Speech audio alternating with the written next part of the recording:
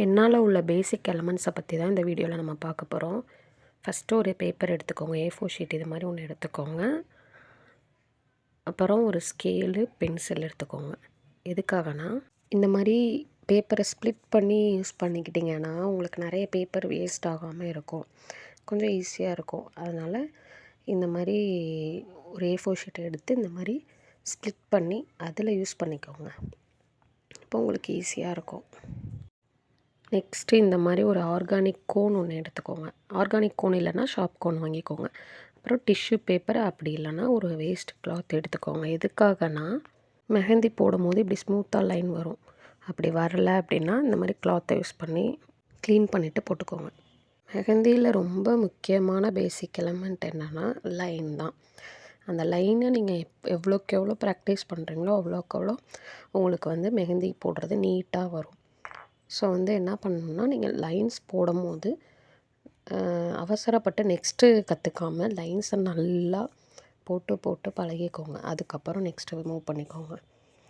இப்போ லைனை பொறுத்த வரைக்கும் எப்படின்னா, லைனை போடும்போது எப்பயுமே சர்ஃபேஸை டச் பண்ணாமல், கீழே கிரவுண்டை டச் பண்ணாமல் நீங்கள் போட்டிங்கன்னா உங்களுக்கு லைன் ஃபினிஷிங்காக வரும். இப்போ நான் போடுறேன் பாருங்கள், அது மாதிரி போடக்கூடாது. இப்போ நான் போடுற மாதிரி டச் பண்ணி போட்டிங்கன்னா ஒரு நீட் ஃபினிஷிங்கே கிடைக்காது.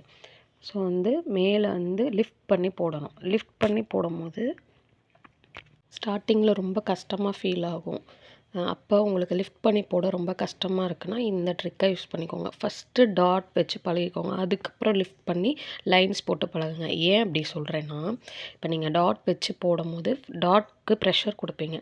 அந்த ப்ரெஷர் பாயிண்ட் உங்களுக்கு கண்டிப்பாக கற்றுக்கிட்டிங்க அப்படின்னா உங்களுக்கு லைன்ஸ் போட ஈஸியாக இருக்கும். ஃபஸ்ட்டு டாட்ஸை நல்லா ப்ரெஷர் பாயிண்ட் கொடுத்து ப்ராக்டிஸ் பண்ணிக்கோங்க.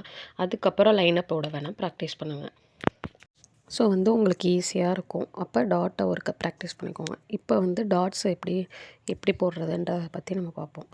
டாட்ஸை பொறுத்த வரைக்கும் எப்படின்னா, நீங்கள் ரவுண்டு போட்டு உள்ளே ஃபில் பண்ணக்கூடாது. அப்படி ஃபில் பண்ணிங்க அப்படின்னா ஒரு ஃபினிஷிங்காகவே இருக்காது. ஸோ ஸ்டார்டிங்கில் என்ன பண்ணணும்னா, டாட் ப்ரெஷர் கொடுக்கணும். ப்ரெஷரை கொஞ்சம் கொஞ்சமாக ப்ரெஷர் கொடுத்து போடணும். இப்போ நான் காமிக்கிறேன் பாருங்களேன், அது மாதிரி போடணும். ஸோ இந்த மாதிரி பிடிச்சிக்கோங்க. கோனை இந்த மாதிரி ஹோல்டு பண்ணிக்கோங்க. ஒவ்வொருத்தருக்கும் ஒவ்வொரு மாதிரி இருக்கும். நீங்கள் எப்படி பிடிக்கனாலும் பிடிச்சிக்கோங்க. இது மாதிரி பண்ணிங்கன்னா உங்களுக்கு ஈஸியாக இருக்கும். கோனை இந்த மாதிரி ஹோல்டு பண்ணிட்டு அப்படியே ப்ரெஷர் அப்படியே கொஞ்சம் கொஞ்சமாக கொடுத்தீங்கன்னா அது வரும். உங்களுக்கு எவ்வளோ சைஸ் வேணுமோ அந்த சைஸ்க்கு ஏற்ற மாதிரி ப்ரெஷர் அதிகமாக்கவும் கம்மியாக்கவும் செஞ்சுக்கிட்டிங்கன்னா உங்களுக்கு டாட்ஸ் நீட் ஃபினிஷிங்கில் வந்துடும். ஸோ டாட்ஸை இந்த மாதிரி ப்ராக்டிஸ் பண்ணி நல்லா பழகிட்டு அப்புறம் நீங்கள் லைன்ஸ் போனீங்கன்னா, எல்லா ஆர்டிஸ்ட்டும் சொல்லி கேள்விப்பட்டிருப்பீங்க, லைன்ஸ் தான் ரொம்ப இம்பார்ட்டன்ட்னு. ஆனால் நீங்கள் டாட்ஸை ப்ரெஷர் கண்ட்ரோலுக்கு கொண்டு வந்துட்டு நீங்கள் லைன்ஸ் போனீங்கன்னா உங்களுக்கு கொஞ்சம் ஈஸியாக இருக்கும். லைன்ஸ் போடவும் சரி, டாட்ஸும் உங்களுக்கு நல்லா பர்ஃபெக்டாக வந்துடும். மெஹந்தி ஆர்டிஸ்ட்டுக்கு இம்பார்ட்டண்டான ஒன்று ஹம்ஸு. ஹம்ஸ் எப்படி போடுறதுன்னு பார்ப்போம். இது எந்த இடத்துலையுமே ஒரு மெஹந்தி ஆர்டிஸ்ட் யூஸ் பண்ணாமல் இருக்கவே மாட்டாங்க. எந்த டிசைனை எடுத்தாலும் இந்த ஹம்ஸ் இருக்கும். ஸோ இதை நல்லா ப்ராக்டிஸ் பண்ணிக்கோங்க. இந்த மாதிரி லைன்ஸ் போட்டுட்டு இப்படி ரஃப்பாக நீங்கள் போட்டிங்கன்னா உங்களுக்கு அன்ஈவனாக வரும். இப்போ நான் போடுறேன் பாருங்களேன், இதுக்கும் நான் அடுத்து நெக்ஸ்ட்டு போடுறதுக்கும் டிஃப்ரென்ஸ் நல்லாவே தெரியும். ஸோ நீங்கள் என்ன ஈவனாக வரணும் அப்படின்னா என்ன பண்ணணும்னா, இந்த மாதிரி லைன்ஸ் போட்டு ரெஃபரன்ஸ் லைன் ட்ரா பண்ணிக்கோங்க. டாட்ஸாவோ இல்லை ரெஃபரன்ஸ் லைன்ஸாவோ எந்த ஹைட்டுக்கு உங்களுக்கு ஹம்ப் வேணும்னு நினைக்கிறீங்களோ அதுக்கேற்ற மாதிரி மார்க் பண்ணிவிட்டு அப்புறம் ஹம்ஸ் போட்டிங்கன்னா உங்களுக்கு ஃபினிஷிங்காகவும் இருக்கும், நீட்டாகவும் இருக்கும். ஹம்ஸ் போடும்போது எப்பயுமே ரொம்ப ஃபாஸ்ட்டாக போடாதீங்க. ஸ்டார்டிங்கில் ப்ராக்டிஸ் பண்ணும்போது ஸ்லோவாக போட்டு பழகுங்க, ஃபாஸ்ட்டாக போடாதீங்க. ஃபாஸ்ட்டாக போட்டிங்கன்னா உங்களுக்கு நீட்டாக வராது. ஸோ ஹம்ஸை இந்த மாதிரி ரெஃபரன்ஸ் லைன் போட்டு ட்ரா பண்ணிட்டிங்கன்னா ஈஸியாக இருக்கும். ஒரு வேளை உங்களுக்கு குட்டியாக வேணும்னா ஹைட்டை ஷார்ட் பண்ணிக்கோங்க. குட்டி குட்டி ஹம்ஸாக வேணும் அப்படின்னா, அதாவது ஷார்ட்டாக வேணும் அப்படின்னா சைஸை ரெஃபரன்ஸ் லைன் குட்டியாக கொடுத்துக்கோங்க. குட்டியாக கொடுத்து அதுக்கேற்ற மாதிரி ட்ரா பண்ணிட்டிங்கன்னா அதுக்கேற்ற மாதிரி நம்ம ரெஃபரன்ஸ் லைன்ஸை வச்சு வரைஞ்சிக்கலாம். நீங்கள் நல்லா ப்ராக்டிஸ் பண்ணதுக்கப்புறம் ரெஃபரன்ஸ் லைன்ஸ் தேவைப்படாது.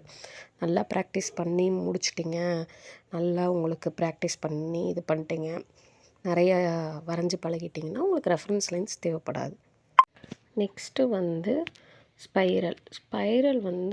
ஸ்பைரலை பொறுத்த வரைக்கும் எப்படின்னா, நீங்கள் வேகமாக இப்போ நான் போட்டு காட்டுறேன் பாருங்களேன். இப்போ நான் போடுற மாதிரி போடக்கூடாது. அடுத்து நான் போடுற மாதிரி தான் பண்ணணும்.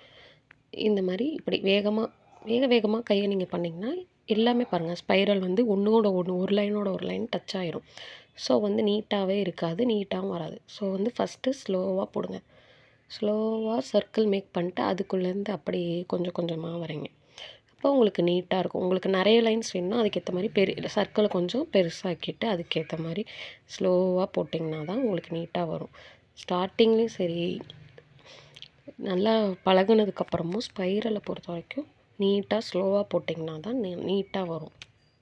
உங்களுக்கு கொஞ்சம் பெருசாக வேணும் அப்படின்னா சர்க்கிளை பெருசாக்கிட்டு உள்ளே வந்து லைன்ஸ் நிறையா வர மாதிரி போட்டிங்கன்னா நீட்டாக இருக்கும். இப்போ நான் போடுற மாதிரி போட்டிங்கன்னா இந்த மாதிரி சர்க்கிள் வரைஞ்சிட்டு அப்படியே உள்ளே வந்து கொண்டு வந்து கொஞ்சம் கொஞ்சமாக மெதுவாக போடணும், டச் பண்ணாமல். நெக்ஸ்ட்டு வந்து வெயின்ஸ் வந்து நீங்கள் என்ன பண்ணணும், இப்படி லீஃப் மாதிரி போட்டுட்டு உள்ளே ஷேட் பண்ணுவாங்க, அந்த மாதிரி பண்ணக்கூடாது. இப்போ நான் போடுறேன் பாருங்கள். இந்த மாதிரி பண்ணிங்கன்னா ஒரு ஃபினிஷிங் இருக்காது. உங்களுக்கு கஷ்டமாக இருக்குது அப்படின்னா ஸ்டார்டிங்கில் இந்த மாதிரி போட்டுக்கோங்க. ஆனால் வந்து போக போக வந்து இதே மாதிரி போட்டுக்காதீங்க, ஏன்னா நீட்டாக இருக்காது. ஸோ வந்து இப்போ நான் போடுற மாதிரி போடுங்க. இப்படி கீழேருந்து ஒரு லைன் எடுத்துகிட்டு ஒரு டாட் வச்சு மேலே இழுத்து விடணும். கீழேருந்து லைன் எடுத்து டாட் வச்சு மேலே இழுத்து விடணும். எல்லாமே ப்ராக்டிஸ் பண்ணிட்டே இருந்தீங்கன்னா உங்களுக்கு வந்துடும், நல்லாவே சூப்பராகவே வந்துடும். இப்படி கீழே லைன் போட்டு டாட் வச்சு இழுத்து விடணும். ஒரு வேளை இந்த மெத்தட் உங்களுக்கு கஷ்டமாக ஃபீல் பண்ணிங்க அப்படின்னா என்ன பண்ணலான்னா டாட் வச்சுக்கோங்க. இந்த மாதிரி டாட் வச்சுட்டு கீழேயும் மேலேயும் ஒரு சின்ன லைனாக இழுத்து விடணும். இப்போ இது கொஞ்சம் ஈஸியாக இருக்கும் உங்களுக்கு ஸ்டார்டிங்கில். இப்போ நான் இந்த வீடியோவில் இது பண்ணுற மாதிரி டாட் வச்சுட்டு கீழே மேலேயும் இழுத்து விட்டிங்கன்னா வெயின்ஸ் வந்து நல்லா வந்துடும். அப்புறம் நல்லா ப்ராக்டிஸ் பண்ணதுக்கப்புறம் அந்த மெத்தட் கூட ஃபாலோ பண்ணிக்கலாம் நீங்கள். நெக்ஸ்ட்டு பார்த்திங்கன்னா டியர் ட்ராப்ஸை பொறுத்த வரைக்கும் இதே மாதிரி தான், வெயின்ஸ் மாதிரியே தான். டாட் வச்சுட்டு கீழே இழுத்து விடலாம். டாட் வச்சுட்டு கீழே இழுத்து விட்டிங்கன்னா நல்லாயிருக்கும். இந்த மாதிரி ரவுண்டு வச்சு பண்ணக்கூடாது. இப்போ நான் பண்ணுறேன் பாருங்களேன், அது மாதிரி பண்ணக்கூடாது.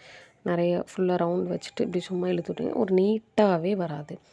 ஸோ நீங்கள் என்ன பண்ணலான்னா டாட் வச்சு கீழே மெதுவாக அப்படியே இழுத்தணும். இந்த மாதிரி தான் போடணும். இப்போ நான் போடுறேன் பாருங்களேன், இது மாதிரியே நீங்கள் போடணும். ஒருவேளை இது ரொம்ப கஷ்டமாக, இதுவுமே கஷ்டமாக நீங்கள் ஃபீல் பண்ணிங்க அப்படின்னா டாட் தனியாக ஃபஸ்ட்டு வச்சுட்டு வாங்க. இப்போ நான் காட்டுறேன் பாருங்களேன். இப்போ டாட் இப்படி வச்சுட்டு அப்புறம் கீழே வந்து லைனாக அப்படியே கோடு மட்டும் இழுத்து விட்டுவாங்க. இது கூட நீட்டாக தான் இருக்கும் உங்களுக்கு. இந்த மாதிரி டாட் வச்சு இப்படி இழுத்து விட்டுக்கோங்க, அதுவும் நல்லா தான் இருக்கும். நெக்ஸ்ட்டு வந்து பேஸ்லியை பொறுத்த வரைக்கும் என்னென்னா, இப்போ நான் காட்டுறேன் பாருங்கள் வீடியோவில், அது மாதிரி போடக்கூடாது.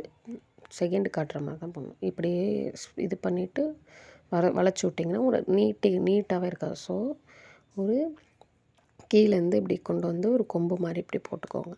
போட்டுட்டு அங்கேருந்து கீழேருந்து இப்படி ஒரு சி மாதிரி ஃபார்ம் பண்ணிவிட்டு அதில் ஷேட் பண்ணிக்கிட்டிங்கன்னா உங்களுக்கு நீட்டாக இருக்கும். இதில் போடுற மாதிரி போட்டுக்கோங்க. உங்களுக்கு பெரிய பேஸ்லி போடும்போது இதே மெத்தடை நீங்கள் ஃபாலோ பண்ணிக்கலாம். இப்போ பாருங்களேன், இதில் போடுற மாதிரி இப்படி வளைச்சி கொண்டு வந்து இங்கே வந்து ஒரு கொம்பு மாதிரி போட்டுட்டு கீழேருந்து அதே மாதிரி கொஞ்சம் இது பெருசாக வரணுனால இப்படி போட்டுக்கலாம். இதே இன்னொரு மெத்தட் கூட இருக்குது. கீழே உள்ள அந்த ஷேப் இருக்குல்ல, ஓவல் மாதிரி கொண்டு வந்து போடுறோம்ல, இந்த ஷேப்பை போட்டுட்டு அப்புறம் மேலே வந்து அந்த கொம்பை வந்து இழுத்து விடலாம். அப்படியும் போடலாம், நல்லா தான் இருக்கும். நெக்ஸ்ட்டு வந்து ஸ்பைரலையும் ஹம்பையும் யூஸ் பண்ணி எப்படி வரையலான்றதை பற்றி பார்ப்போம். ஃப்ளார் வரையலாம். இந்த மாதிரி சர்க்கிள் மேக் பண்ணி ஸ்பைரல் க்ரியேட் பண்ணிவிட்டு இப்போ நான் வரைகிறேன் பாருங்களேன். இந்த மாதிரி ரஃப்பாக இப்படி வரைஞ்சிங்கன்னா ஒரு நீட் ஃபினிஷிங்கே வராது, ஒரு நீட்டாகவே இருக்காது. இந்த மெத்தடில் வரைஞ்சால் தான் உங்களுக்கு நீட் ஃபினிஷிங் வரும். சர்க்கிள் வரைஞ்சி ஸ்பைரல் வரைஞ்சிட்டு 4 சைடும் ஒரு ரெஃபரன்ஸ் லைன் வரைஞ்சிட்டு அதுக்கப்புறம் ட்ரா பண்ணிங்கன்னா உங்களுக்கு நீட்டாக இருக்கும். இப்போ வந்து ஹம்பை வந்து ஸ்லோவாக வரைங்க, அப்போ தான் உங்களுக்கு நீட் ஃபினிஷிங் வரும். இப்படி இந்த வீடியோவில் காட்டுற மாதிரி இந்த மாதிரி வரைஞ்சிக்கிட்டிங்கன்னா உங்களுக்கு இந்த ஃப்ளார் வந்து ஒரு நீட் ஃபினிஷிங்காக வந்துடும். இந்த மாதிரி ஸ்லோவாக போட்டுக்கோங்க. இதெல்லாம் தான் வந்து உங்களுக்கு பேசிக்ஸில் வந்துடும். இதெல்லாம் நல்லா நீங்கள் ப்ராக்டிஸ் பண்ணிவிட்டு அதுக்கப்புறம் வந்து கையில் போட்டு ப்ராக்டிஸ் பண்ணிக்கோங்க. பேப்பரில் ஃபஸ்ட்டு நிறைய ப்ராக்டிஸ் பண்ணிக்கோங்க பேசிக்கை. உங்களுக்கு கோனே பிடிக்க வரவே வராது. இப்போ தான் நீங்கள் கற்றுக்குறீங்கன்றப்ப நீங்கள் வந்து பேப்பரில் யூஸ் பண்ணி பழகிக்கோங்க. இது வந்து பேசிக் எலமெண்ட்டோட பார்ட் 1. பார்ட் 2 வந்து நெக்ஸ்ட் அப்லோட் பண்ணுறேன். வெயிட் பண்ணி பாருங்கள். மறக்காமல் சப்ஸ்கிரைப் பண்ணிக்கோங்க, ஷேர் பண்ணுங்கள், லைக் பண்ணுங்கள். தேங்க்யூ.